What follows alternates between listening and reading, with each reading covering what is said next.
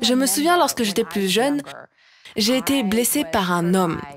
Pas d'une manière physique, spirituelle ou émotionnelle, j'ai juste été déçue. J'ai vraiment été déçue. J'ai perdu beaucoup de ma confiance. Et cet incident-là, malgré que j'ai 42 ans, je pourrais encore pleurer là-dessus. Et j'ai pris cette blessure, cette douleur et ce manque de confiance, et cela m'a imprégné tellement de domaines de ma vie que Satan a simplement dit « je vais mettre ça partout ». Et je me souviens lorsque je me suis mariée, cela faisait presque 20 ans maintenant, et les premières années, j'ai mis toute cette souffrance sur mon mari. Et j'attendais simplement qu'il me blesse de la même manière. Et dans ma tête, c'était une question de temps. Et écoutez, après beaucoup de conseils, beaucoup de thérapie, beaucoup de Jésus, aujourd'hui, 20 ans de mariage et 25 ans après cette douleur, je ne peux toujours pas dire qu'Aaron ne me fera jamais de mal. Mais ce que j'ai appris, c'est que Dieu, lui, ne me fera jamais, jamais de mal. Et donc, quand je pense à cette douleur, et ce que je pense à la façon dont Satan l'a utilisée pour faire tant de mal, Dieu a en fait tellement fait de choses pour moi, pour me rendre plus forte. Pas plus forte comme « je suis incroyable, je peux tout faire », mais plus forte comme « Dieu, j'ai confiance en toi. Tu m'as donné un esprit. Tu nous as laissé l'Esprit Saint. Tu as donné cet esprit en moi.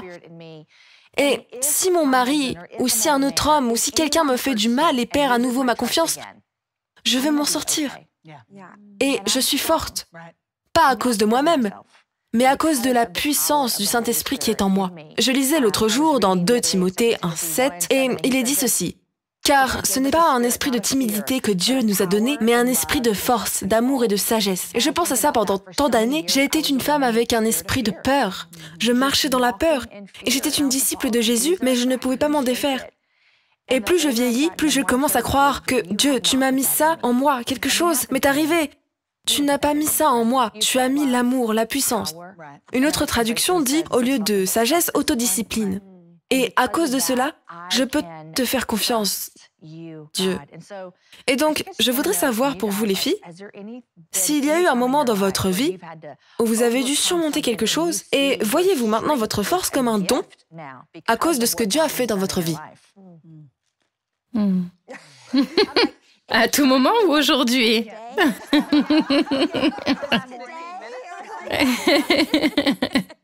Tout le temps. Oh mon Dieu. En fait, j'ai déjà raconté cette histoire dans cette émission sur un sujet différent, mais c'est lié. Oui, on m'a dit plusieurs choses sur moi. Je me souviens quand j'étais dans un autre groupe de chanteurs avant de venir à Nashville et que j'ai décidé de faire une carrière solo. Le leader du groupe, la personne vers qui vous vous tournez, comme un pasteur, une autorité, a dit « Oh, tu crois vraiment que tu es une bonne chanteuse? En fait, tu es nulle. » Ce sont les mots exacts. Tu es en fait nulle. En fait, je ne t'ai jamais engagé pour ta voix. Je t'ai engagé pour ta personnalité, mais ça ne s'est pas avéré être très bon non plus. Je peux en rire maintenant, je peux en rire.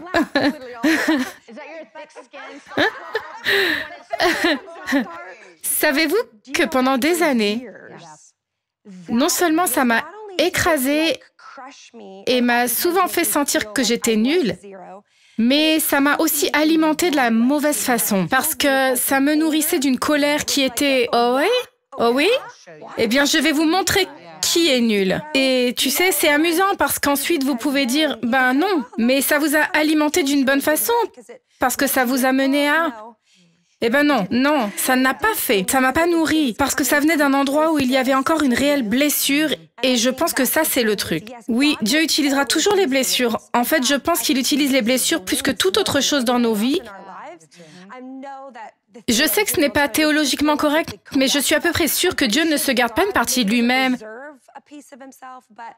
Je l'expérimente dans la vallée d'une façon dont je ne l'expérimente jamais sur la montagne. Pourtant, nous voulons toujours être tellement le sommet de la montagne. Et moi, est-ce que tu me rends plus conscient de toi? Je sais que tu ne gardes pas une partie de toi-même pour ceux qui sont dans la vallée la plus profonde. Mais parfois, j'ai l'impression qu'il le fait parce que tu le vis d'une manière si réelle. Mais je pense que nous devons lui permettre de guérir ses blessures. Sinon, elles nous retiendront. Elles nous empêcheront de sortir parce que nous nous sommes paralysés par un mot négatif. Ou elles nous inciteront à sortir.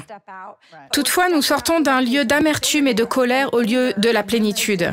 Et la trajectoire est juste un peu différente. Fait. Je crois que je parlais récemment à des amis plus jeunes et j'ai dit, je crois que notre culture en ce qui concerne les femmes qui ont été légitimement blessées, je crois que nous avons mélangé le renforcement et la colère.